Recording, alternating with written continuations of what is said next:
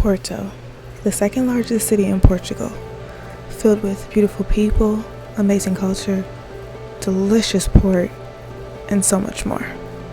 Let's spend 24 hours in Porto.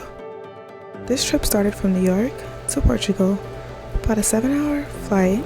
We landed, and I took a coach from the airport to my hotel. Didn't spend much time, just checked in, changed my clothes, and got to exploring.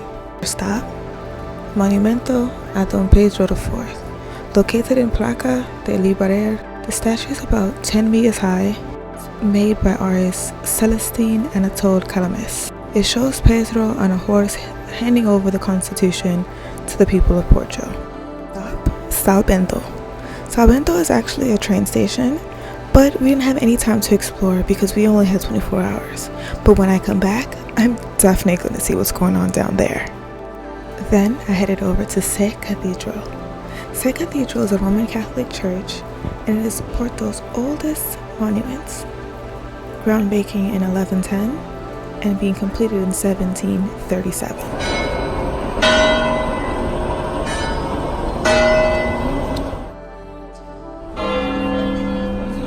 Got there a little bit too early, so we weren't able to enjoy Mass.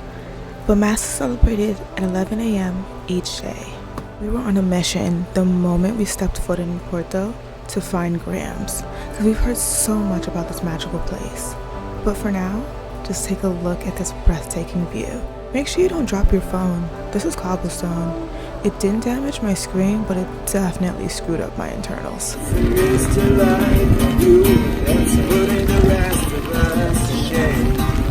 It's a mystery like you that's putting the rest of us.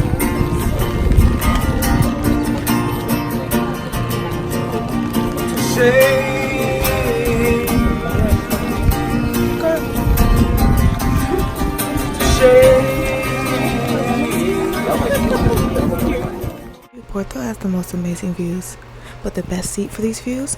The Dom Luís Bridge.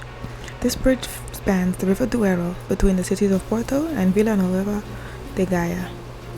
It's 564 feet long and 279 feet high. Right along it runs a train that you can take, but walking is so much better.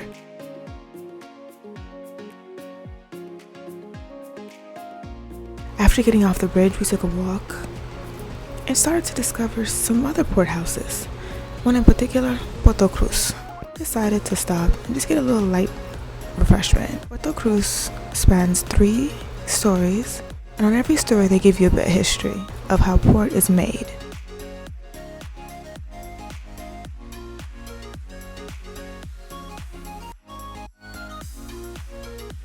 As we came across the second level, we encountered the wooden barrels that are used to expose the grapes to the gradual oxidation and evaporation to create this beautiful port. Now, port's different from wine because it's usually richer, sweeter, heavier, and has a very high alcohol content than unfortified wines.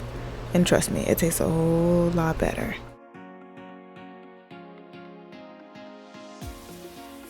We stopped for a quick bite. Honestly, our feet were just hurting really bad, so we decided to sit down and why not eat in the process.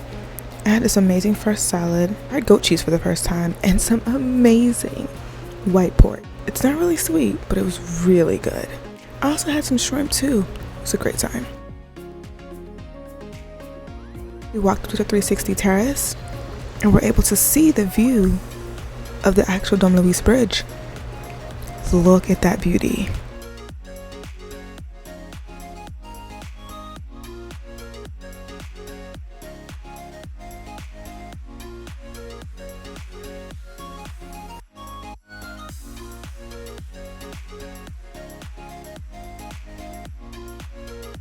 Well, that's it for Porto Cruz. We still need to find Grams, and we had a long way to go. Fortunately, our hotel did provide us with an actual phone in our rooms that we were able to use and take out about to be able to find our way through these back streets. You guys, I almost got ran over by several cars.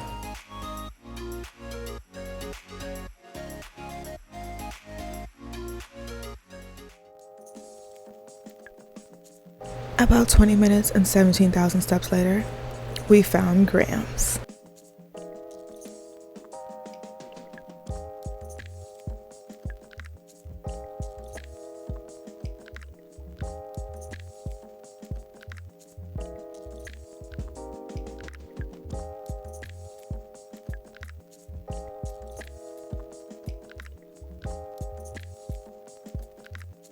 Grams does have two entrances. You can enter through the front, where the restaurant is located, or you could go around the back if you want to do the full tour. We really didn't have time, so we just decided, let's go through the front and just get some port.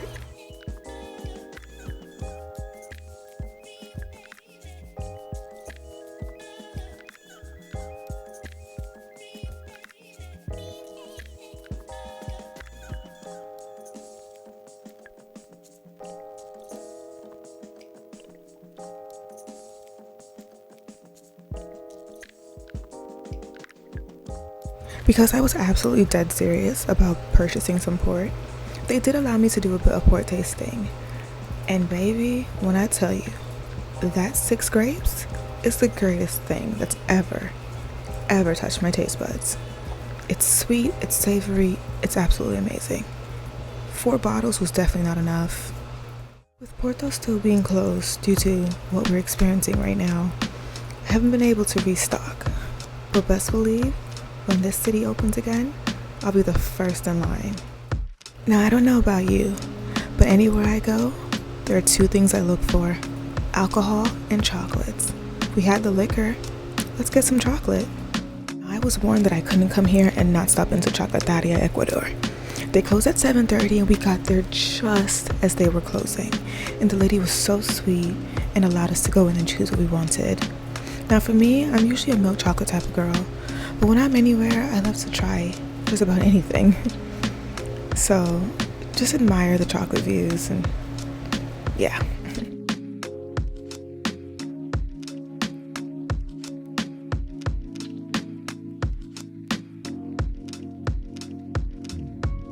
This is where the vlog gets a little bit interesting. Because at this point now, remember I told you when I dropped my phone in the cobblestone? Yeah, the internals really took a toll. I wasn't able to really capture more on my phone, also because we got back to the hotel and completely passed out. About 1 a.m. we woke up completely hungry because we missed dinner. So we 1 a.m. and the ice cream machine's actually working McDonald's. That's crazy. Every channel. You do better, America. Let's just go around the corner, doing something I hate to do, even in the States. We went to McDonald's. But let me tell you, that McVeggie and the ice cream machine working actually made it so worthwhile. Porto was an amazing trip. And like I said, this was back in 2019. This is 2021. Whenever Porto opens again, hey guys, just give me a call. I'll be back. Thank you guys so much for watching, and I'll see you in the next one. Bye.